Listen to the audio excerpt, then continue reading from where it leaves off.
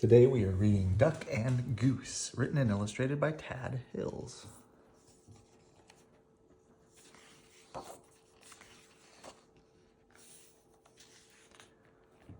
Oh my, what is that? Duck quacked. Well, that's a silly question, Goose honked. It is a big egg, of course. Of course it is an egg, I know that, huffed Duck. What I mean is, where did it come from? Goose looked skyward. He looked to the river, and he looked to the fields. He thought very hard. Who are you? He asked finally. I, said Duck, puffing out his feathered chest, am the one whose egg this is. I saw it first. Goose quickly raised one webbed foot. It's mine. I touched it first. Hey, you should never put your dirty foot on an egg, Duck scolded. Don't you know anything about caring for eggs? Yes, I do, Goose cried out. Stop yelling, Duck yelled, then whispered forcefully, don't you know that you and your screaming are very likely to disturb the baby bird who is trying to take a snooze inside the egg? Goose wished that Duck wasn't right. He lowered his head and whispered softly, I'm very sorry. Go back to sleep in there. My, that's quite a beauty you have, called a bluebird from across the river. Thank you, it's mine, quacked Duck. Actually, it's mine, honked Goose. Thank you. So, asked Duck, what do we do now? We should do something, suggested Goose. Yes, you're right. Good thinking, agreed Duck. Like what? So this is what Duck is thinking. This egg is private property. Duck's egg. No geese allowed. No honking. There's a $5 fine.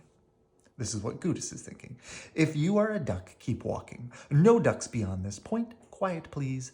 Absolutely no quacking in this area. Well, we must keep the eggs warm until the fuzzy little occupant is ready to come out, said Goose. Excellent idea, exclaimed Duck. He pushed past Goose. Step aside, I shall do just that. But Goose was too quick. After a flurry of fussing, grunting and groaning, slipping and sliding, honking and quacking, Duck and Goose found themselves back to back. Scoot over, I don't have any room, complained Duck. You are much closer to me than I am to you. Stop yelling in my ear, Goose.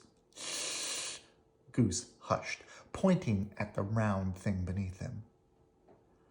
Yes, yes, yes, we must remember. Quiet, quiet, quiet. We mustn't disturb the little one. And so they sat very still and very quiet, waiting. For a long time, they waited. They listened to the crickets chirp and the frogs burp. I'm going to teach this baby bird to quack like a duck, Duck boasted. Well, I'm going to teach it to honk like a goose, Goose honked back. I'm going to teach this baby bird to waddle, Goose added. So am I, Duck said. They heard the pitter-patter of the rain. I'm going to teach this baby bird to swim, Duck said. Me too, Goose said. To pass the time, they sniffed wildflowers in the warm sun and shared breadcrumbs while Goose taught Duck to honk. They watched the sunset in the sky and Duck taught Goose to quack.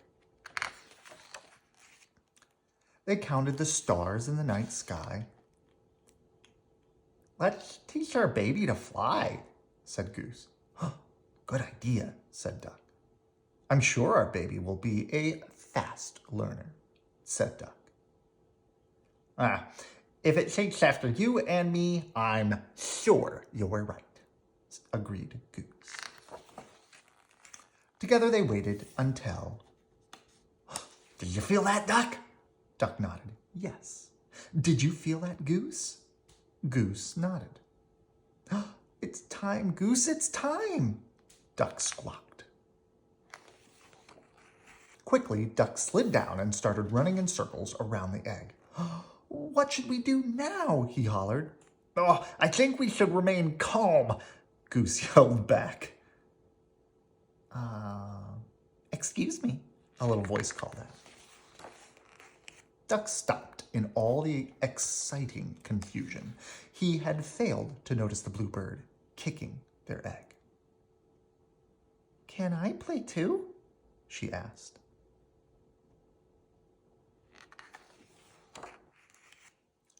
Play?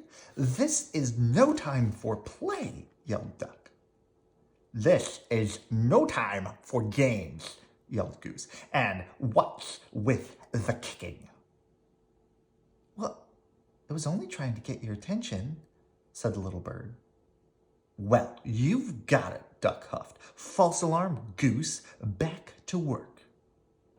Can't you see that we're very busy here? Goose explained to the bluebird. This is serious business.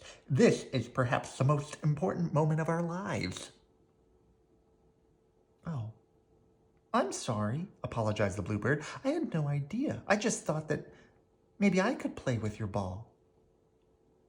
It really is a nice one, she added, and then she flew away. Goose gulped. Did she say ball? He whispered to Duck. You know, I did have my doubts, Duck finally said. It is a bit squishier than most eggs I've seen. Yes, and I must say I was somewhat suspicious of those big dots, Goose admitted. It may not be an egg. But it is lovely, said Duck. Oh, absolutely, Duck, Goose agreed. It's a keeper.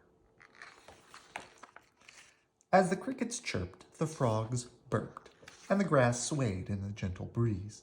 Goose quacked and Duck honked, and the ball bounced, rolled, and sometimes even flew.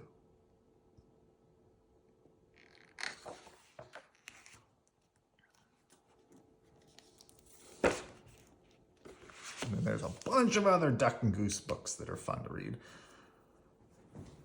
Good night. I love you.